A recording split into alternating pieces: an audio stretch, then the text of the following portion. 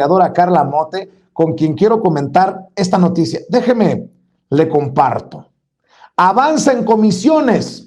Nombramiento de Quirino Ordaz Coppel, ex gobernador priista de Sinaloa, como embajador de México en España.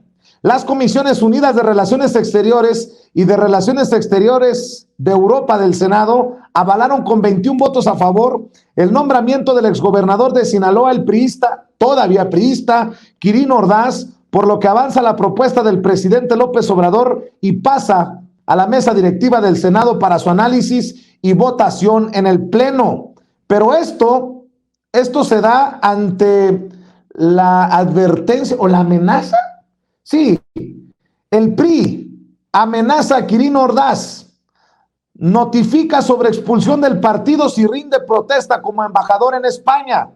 El presidente del PRI, Alejandro Alito Moreno, dijo que ya le notificaron al exgobernador de Sinaloa, el priista Quirino Ordaz Coppel, la decisión de expulsarlo del partido si rinde protesta como embajador de México en España. Y cito, no es una decisión personal, es una decisión del partido, de la Comisión de Justicia Partidaria, y ha quedado claro que en el momento de aceptar el cargo y en el momento en el que se presentó ha sido notificado y la resolución es estatutaria, la sanción es clara, es el momento de hacer algo, se va a proceder y se le va a expulsar del partido.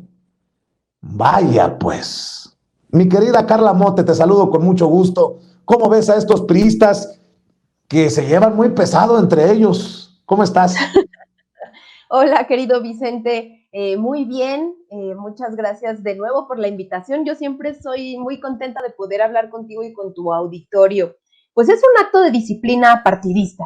Que el presidente del PRI, Alito, le haya, digamos, tirado la línea de la expulsión, pues realmente en estos momentos implica más un acto simbólico porque el peso político del PRI pues está en decadencia. Entonces, yo creo que para un personaje como Quirino Ordaz, pues resultaría muy poco estratégico pensando en su carrera política, pues regresarse y no aceptar el nombramiento que hace el presidente Andrés Manuel López Obrador, que tiene que avalar el Senado de la República para irse de embajador a España. Y que, bueno, yo intuyo que simplemente le va a dar la espalda a su partido porque lo contrario sería la muerte política. Entonces, pues lo que pienso que sucederá es que será ratificado por el Senado y después, como tal, pues enviado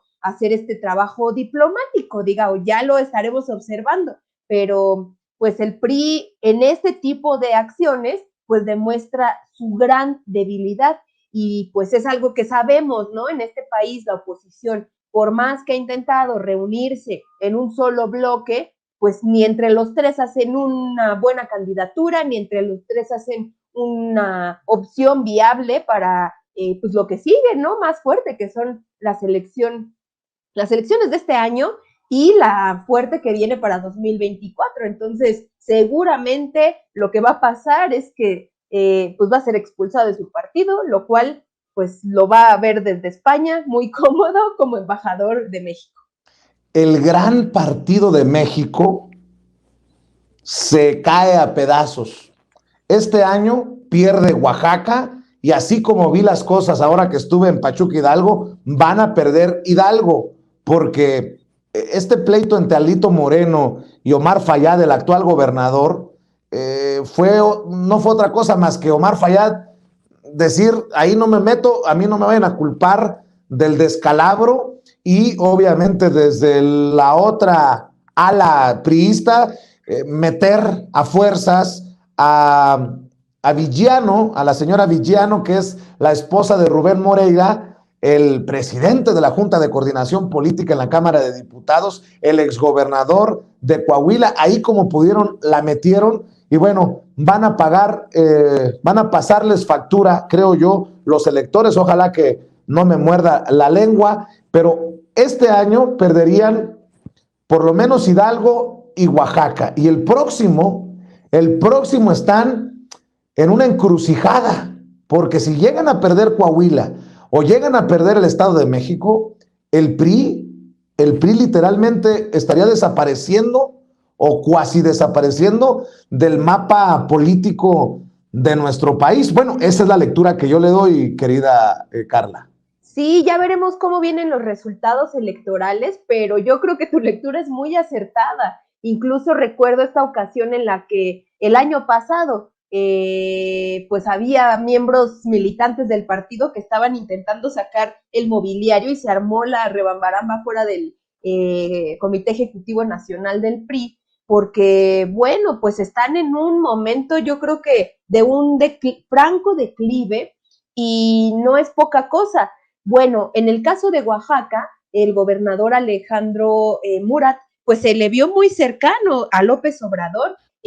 Por ejemplo, una de las políticas estrella de Oaxaca, pues fue la construcción de caminos y ahí veías muy juntos, ¿no? Políticamente y también evidentemente con un programa de esta envergadura, al presidente de la República con el gobernador. Es decir, este acercamiento, pues también yo creo que en cierta medida hizo crecer a Morena en el estado y que bueno, ahora que sea la elección, yo coincido contigo, pues estos estados van a perderse y yo creo que el bastión histórico que ha sido el Estado de México, ahí se va a poner muy dura la cosa, porque no nada más es perder uno de los estados que tienen pues mayor importancia en el sentido del número de población, la cercanía con la Ciudad de México, sino también que simbólicamente el Estado de México pues representa al priismo en sus cúpulas y pues en el, digamos, territorio de base que ha tenido y que es de las construcciones más fuertes del priismo histórico. Entonces,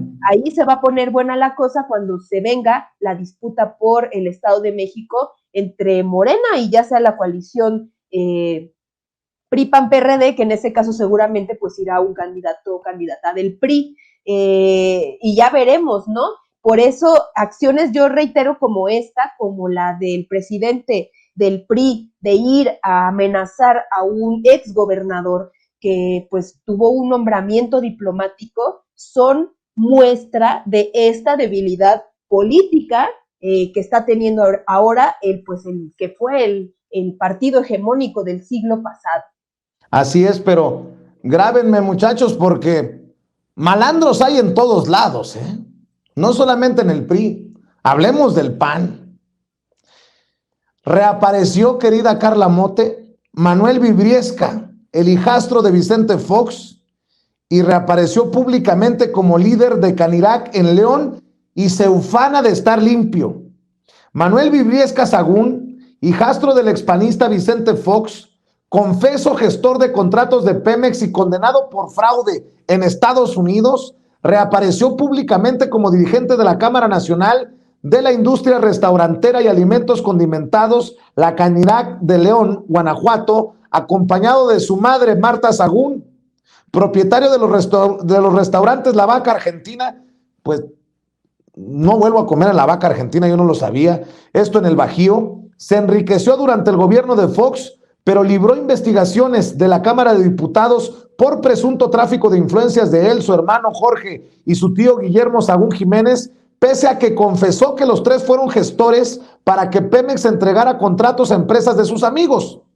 Así que esos panistas que hablan de corrupción en este gobierno, digo, hay que investigar a todos, pero que tengan tantita madre y tantita vergüenza. El gobierno del entonces panista Felipe Calderón, mire, todos los caminos nos llevan a Felipe Calderón, tampoco investigó las evidencias de tráfico de influencias de la familia Sagún y Fox, pero donde Vibriesca Sagún no libró a la justicia fue en Estados Unidos, donde fue sentenciado a 3 años de libertad condicional y al pago de $75,000 por encontrarlo culpable del delito de fraude. Ahora reaparece, dicen en la revista Sin embargo MX, como presidente de la Canirac en León y se ufanó de que nunca le fueron comprobados los delitos en México. Y cito, uno debe vivir el presente y ser mejor cada día. Yo vivo en un día a día mejor y trato de ser una mejor persona. Toda esa fama que se me hizo y no se pudo comprobar nada de eso, revertirla a través de buenos hechos. Ya me conocerán. No, así estamos bien, mi querida Carla. Yo, no, mucho gusto, así de lejecitos. Estos son unos cinicazos. Es un cinismo rampante, en verdad. Yo no entiendo cómo se atreven a aparecer en la escena pública, bueno, en este caso como con un nombramiento que viene de una institución empresarial privada, pero que aún así, lo sabemos, han sido los mecanismos de los grupos empresariales ligados al Partido Acción Nacional que han orquestado fraudes, en este caso desvíos de recursos que si bien pues en México no fueron avalados por la impunidad de tanto el gobierno de Felipe Calderón como el de Enrique Peña Nieto, sí tuvo alguna acusación comprobada en Estados Unidos, en donde fue incluso sentenciado a 3 años de libertad condicional y a un pago de $75,000. Entonces, no es una persona que pueda preciarse de tener un currículum limpio, y a mí más bien lo que me sorprende muchísimo es cómo estos personajes que fueron al final de estos actores beneficiados por las políticas neoliberales se atreven en estos tiempos de cambio político y también, digamos, de cambio de rumbo estructural económico a reaparecer cuando, bueno, yo creo que demuestran la podredumbre de los grupos que están detrás, como grupos empresariales y las grandes oligarquías financiando a la oposición mexicana, porque eso es. Y esta unión entre los empresarios y los políticos, que fue una de las banderas del neoliberalismo, pues yo creo que como sociedad deberíamos, no sé, de estar muy escandalizados por eso. Ahora, a mí me da también mucha suspicacia y pensar en cómo en los medios de comunicación nos recetan día tras día, por ejemplo, notas que hacen crecer, ¿no?, esta noción de que el gobierno de Andrés Manuel López Obrador tienen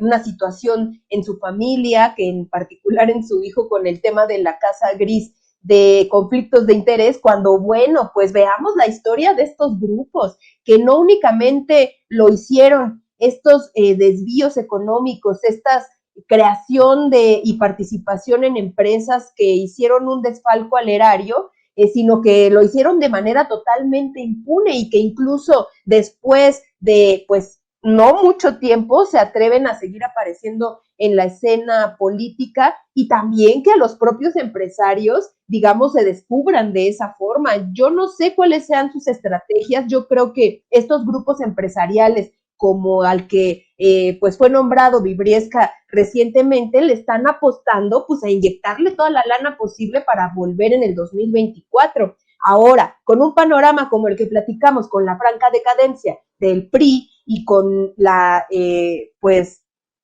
con estos impresentables dentro de las filas, ¿no?, de grupos que tienen todavía presencia política, con grupos como el PAN, que sabemos que es un grupo ligado a grupos empresariales desde su origen, desde que se fundó en 1939, con qué cara, ¿no?, nos van a plantar a un candidato o candidata para el 2024. Y bueno, yo incluso pensaría, tan vacíos de liderazgos están que yo hasta la fecha pues no puedo llegar a pensar en a quién nos van a candidatear para esa época, para el 2024, porque pues no se le ve a nadie pinta de tener suficiente liderazgo, ni suficiente aceptación, ni absolutamente nada. Y con este tipo de cosas, pues mucho menos.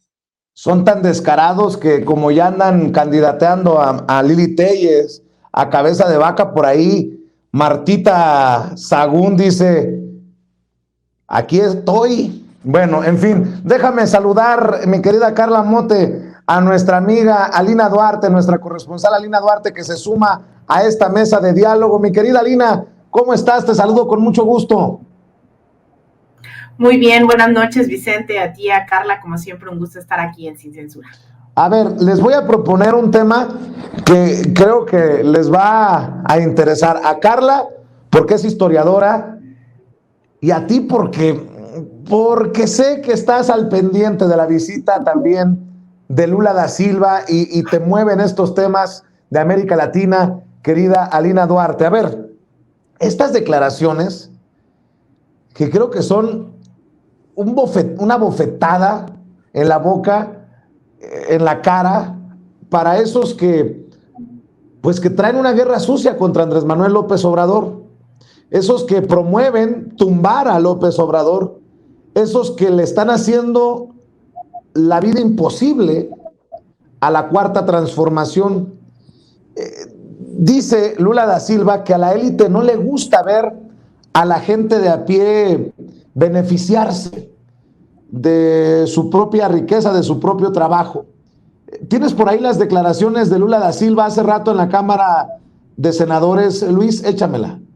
Y aquí ustedes han descubierto esto también, porque la política de inclusión social que se está haciendo aquí y la que hicimos en Brasil, y es por eso que dieron un impeachment en Dilma, porque la élite no soporta compartir un poco de la riqueza que el pueblo trabajador produce.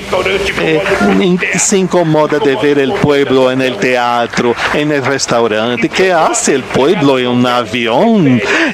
Que las sirvientas tengan vacaciones. Se incomoda porque la sirvienta tiene un sueldo fijo, tiene su jornada limitada de trabajo.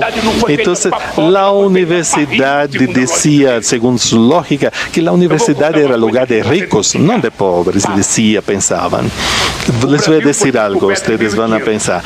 Brasil se descubrió, digamos, en 1500, la América Española, 1492. Llegó un barco con Cristóbal Colón en República Dominicana. Entonces, en 1554, 62 años después del descubrimiento, Perú ya tenía su primera universidad que tenía hasta hoy, que es la Universidad San Marcos. Brasil solo empezó a ter sua primeira universidade em 1920, 420 anos depois. E isto demonstra que os portugueses não tinham interesse em que os brasileiros fossem alfabetizados, que aprenderam a história. Só os filhos das élites podiam ir à Europa.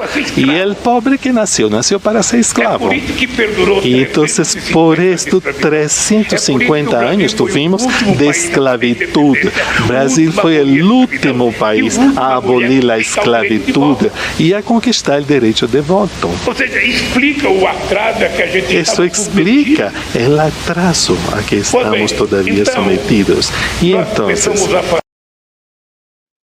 y fíjese que pareciera que, escuchando a Lula, también escuchamos a López Obrador, hablan el mismo idioma. El presidente dijo en la mañanera que habló con Luis Ignacio Lula da Silva, el expresidente de Brasil, de la necesidad de integración económica de América como región, sin hegemonías, sin bloqueos ni golpes de Estado. Esto fue lo que dijo en la mañanera antes de que el sismo suspendiera abruptamente la conferencia matutina del presidente en Palacio Nacional.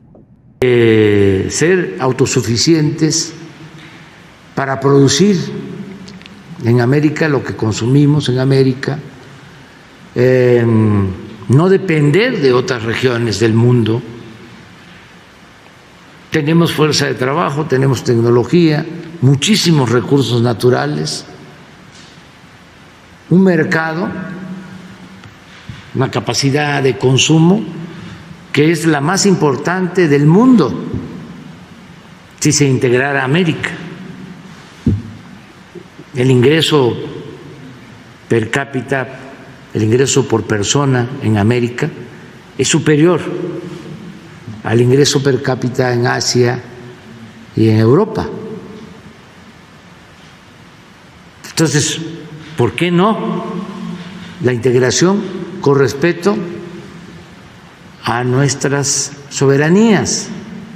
Llegar a un acuerdo. Primero, América del Norte.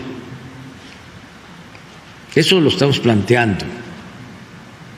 Además, es necesaria la integración, porque de lo contrario, ya lo vimos ayer, en lo productivo y en lo comercial va a seguir aumentando el rezago con relación a Asia y en especial con relación a China. Eso no conviene. Necesitamos mantener los equilibrios. Así como no estamos por guerras comerciales, tampoco podemos quedarnos con los brazos cruzados cuando hay un crecimiento desmedido de una región que se puede convertir en una amenaza. Bueno, mi querida Lina Duarte, Luis Ignacio Lula da Silva en México se reúne con el presidente, da cátedra en el Senado, da cátedra ante diputados. Dame tu opinión de estos conceptos que se manejan desde México literalmente para toda Latinoamérica y con el disgusto seguramente de muchos conservadores, no solamente de México.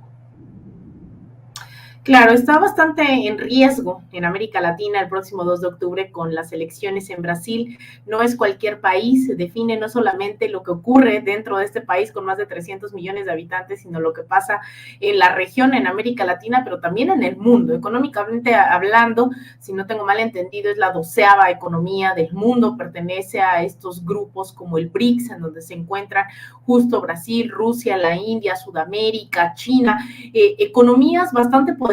Y en ese contexto es que el próximo 2 de octubre veremos estas elecciones en Brasil después de una gestión terrible de Jair Bolsonaro, que además de abiertamente tener una postura pues fascista, ¿no? De negacionismo de la pandemia y demás, lo que hemos visto es un Jair Bolsonaro que a pesar de todo eso tiene todavía el 23% de aprobación. Estamos hablando de que si bien Lula da Silva está rondando en el 50% y definiría la izquierda progresista en la región, lo cierto es que todavía hay una derecha organizada que sigue a alguien como Jair Bolsonaro. En ese contexto, que venga a México no es menor y lo hace además antes de decidir ser oficialmente el candidato. En los próximos días, y lo ha dicho en una entrevista en La Jornada, cuando regrese de México tendrá que decidir si se animará a esta batalla, ¿no? Contra Jair Bolsonaro el próximo mes de octubre, y yo creo que va a ser el candidato. Alguien como Lula ha dejado herencia no solamente su país de origen, sino en toda la región. Lula da Silva, quien fue presidente por 2 mandatos consecutivos, dejó un 80% de aprobación durante su gestión y eso permitió la reelección de alguien como Dilma Rousseff, a quien después le dieron un golpe de estado. Escuchar a Lula en nuestro país significa también escuchar todo lo que hicieron los medios de comunicación, las grandes oligarquías en su contra, para encarcelarlo, para evitar que regresara al gobierno, para evitar que compitiera contra Jair Bolsonaro, y aún así no lograron detenerlo.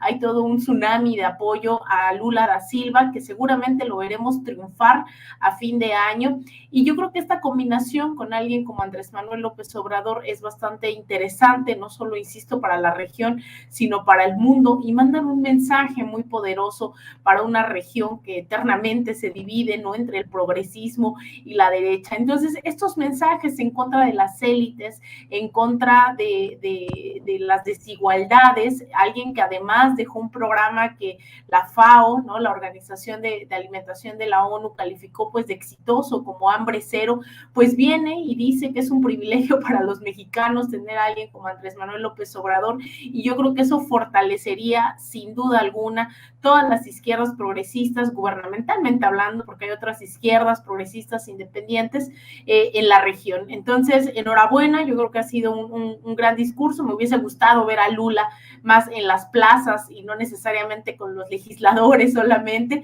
pero bueno, creo que es un gran mensaje el que logra lanzar Lula desde México. Querida Carla Mote, ¿cómo viste tú?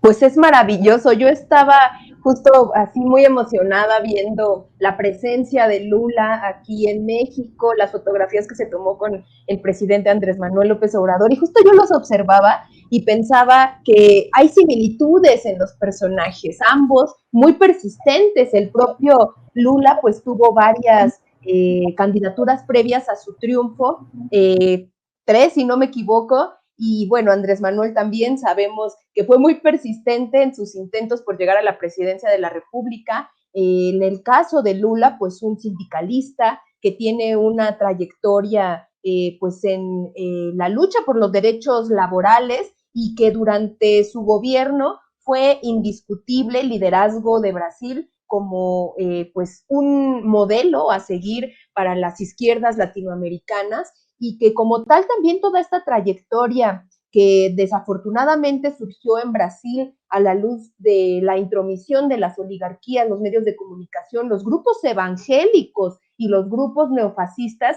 que pues encumbraron a un personaje como Jair Bolsonaro, y además con procesos tan cuestionables como acusaciones y esto que se ha tenido a llamar lawfare, que pues son la utilización de las instituciones jurídicas para tumbar a los gobiernos de izquierda, en este caso que ocurrió contra la presidencia de Dilma Rousseff, pero también con las acusaciones de corrupción que tuvo el propio Lula y que lo llevaron a la cárcel. Yo recuerdo esas escenas en donde están miles de trabajadores, miles de sindicalizados, pues tratando de impedir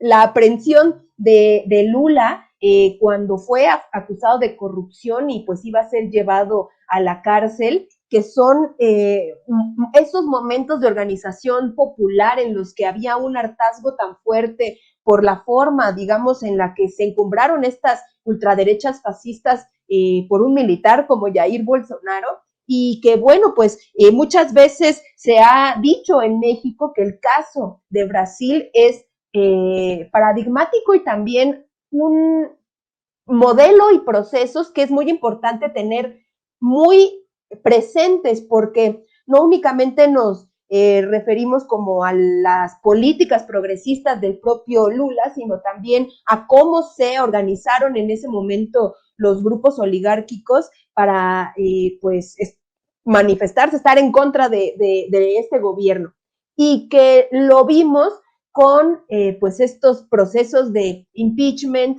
de intromisión a través de instituciones jurídicas, y que ese fortalecimiento de los bloques de derecha a ultraderecha que son neofascistas y que tienen como un total y abierto discurso xenófobo, racista, machista, y que de esa forma lograron tener el apoyo de un sector de la sociedad brasileña, que por cierto es una sociedad en donde hay muchísima división socioeconómica y también por cuestiones de racismo, pues lograron encumbrarse.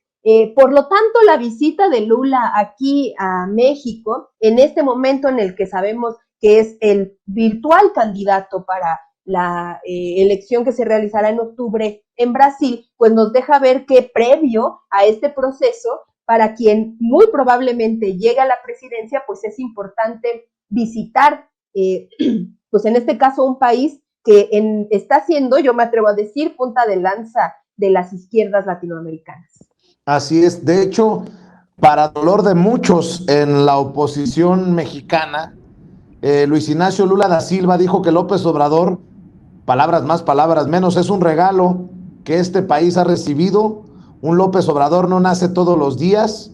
Advirtió que la élite mexicana seguirá atacando a Andrés Manuel López Obrador y no quiere política de bienestar social, así como tampoco las élites la quieren en otros países. Por cierto, el presidente Andrés Manuel López Obrador hoy en la mañanera demostró con gráficas que la desigualdad en México creció de forma acelerada a partir del sexenio de Carlos Salinas de Gortari. Para esos que todavía sienten nostalgia por los sexenios neoliberales, vean y escuchen. Y esa política la siguió Zedillo con los ferrocarriles y pues Fox, Calderón. Pero aquí está, miren.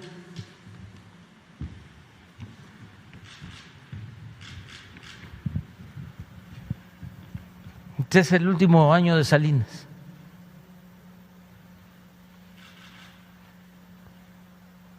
Es el de mayor desigualdad. Estas dos líneas, una es OCDE,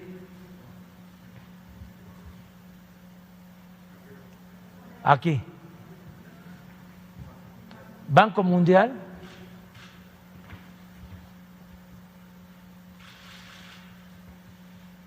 y ni modo que el Banco Mundial esté en contra de Salinas, o la OCDE.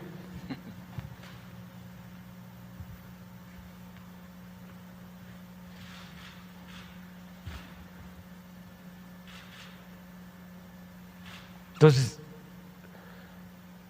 no es lo nuestro nada personal, es que esto, si analizamos esto y ponemos una gráfica sobre salario, es más, pon la gráfica de salario de Carlos,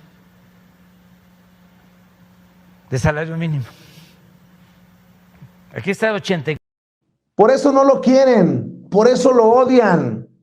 Precisamente para agregarle un par de cerezas al pastel y escuchar sus opiniones a Lina Carla, escuchen nada más lo que publica en Twitter otro sinicazo, Luis Carlos Ugalde, el que fuera presidente del IFE. Ya ven que Carlos Slim pide a los empresarios no confrontarse, sino apoyar a la Cuarta Transformación.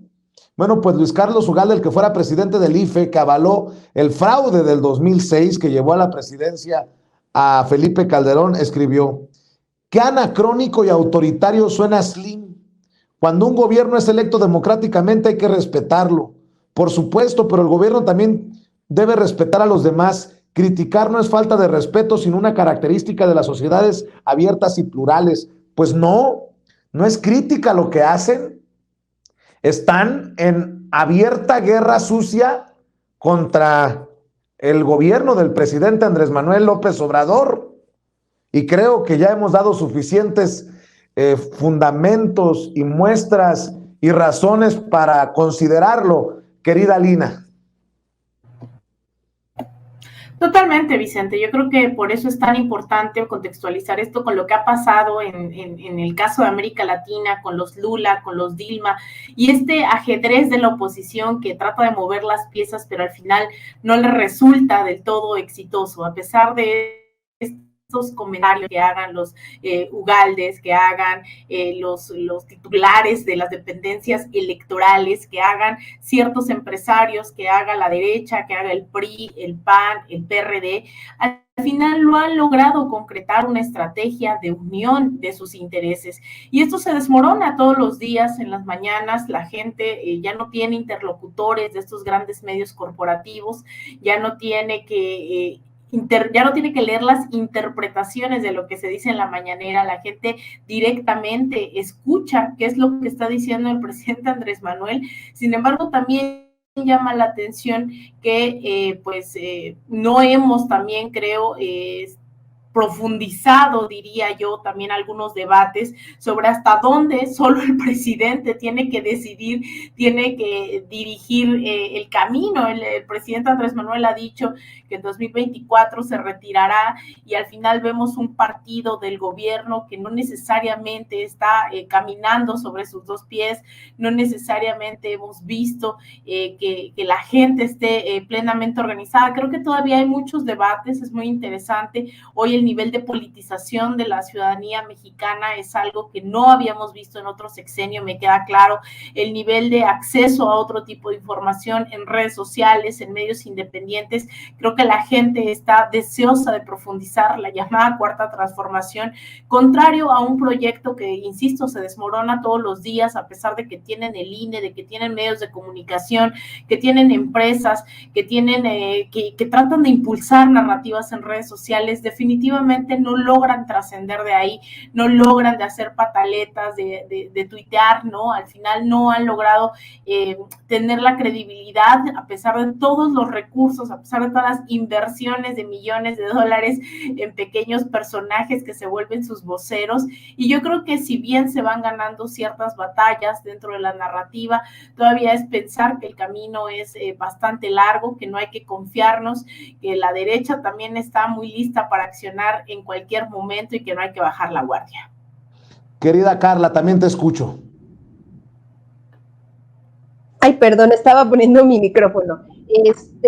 Yo, bueno, pensaría, ¿cómo fue la trayectoria de personajes como Luis Carlos Ugalde, siendo él en su momento consejero presidente del Instituto Nacional Electoral, y que después de estas gestiones, pues como buen tecnócrata, se dedican a hacer consultorías privadas, a seguir amasando fortuna con los partidos políticos, pero desde el lado privado, y la, digamos, participación también que ha tenido el propio INE actualmente con este proceso de profundización de la democracia que se plantea a través de las consultas populares, y en este caso la consulta de revocación de mandato.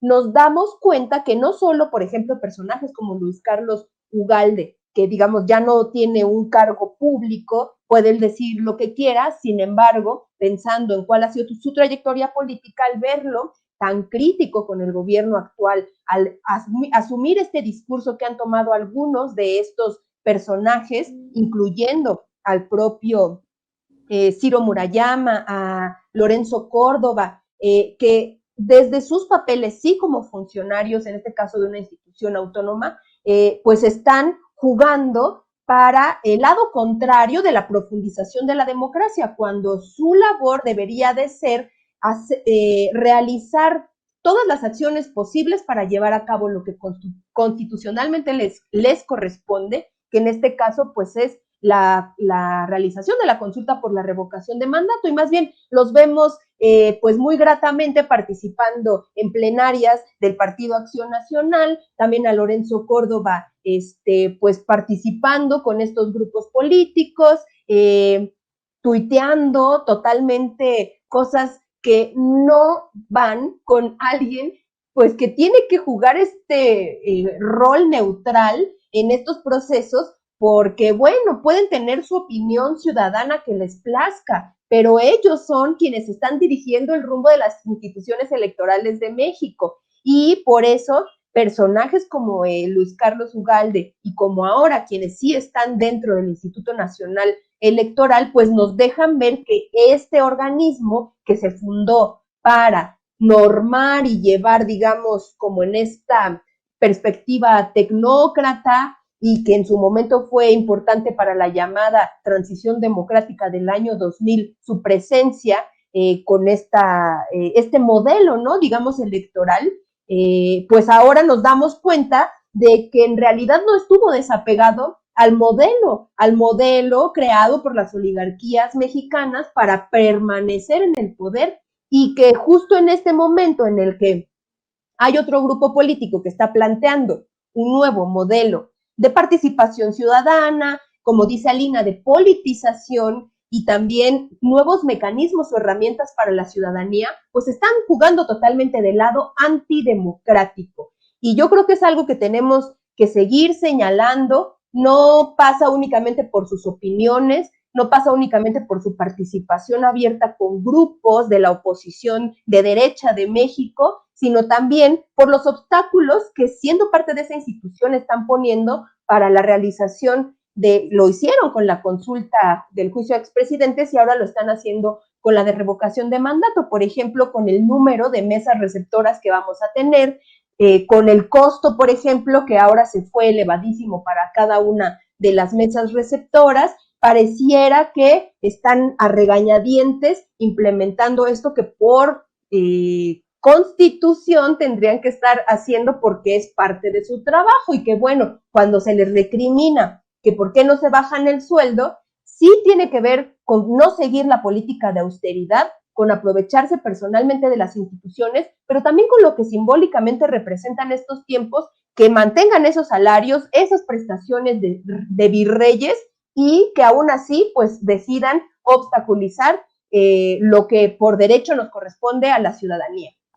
Mi querida Carla Mote, como siempre es un placer verte, escucharte aquí en Sin Censura. ¿Por qué no cerramos invitando a la gente para que te apoye en redes y en tus trincheras?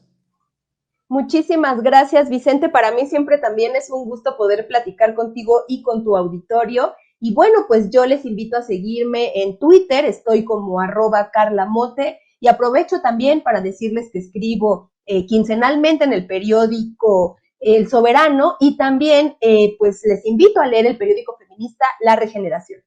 Claro que sí. Y querida Lina Duarte, también hay que invitar a la gente para que te apoye. Tú que seguramente saldrás de viaje muy pronto en tus interesantes coberturas. Querida Lina Duarte, siempre estamos al pendiente de lo que subes en redes y obviamente también que te apoyen, que se suscriban a tu canal.